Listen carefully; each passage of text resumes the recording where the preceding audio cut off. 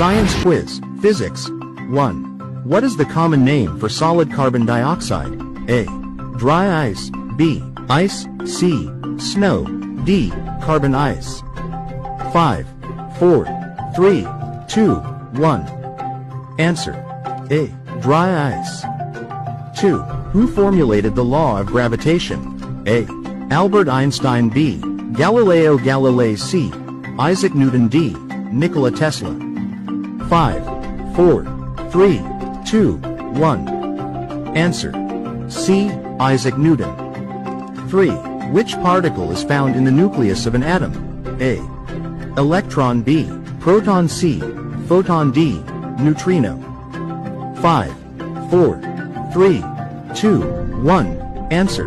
B. Proton. 4.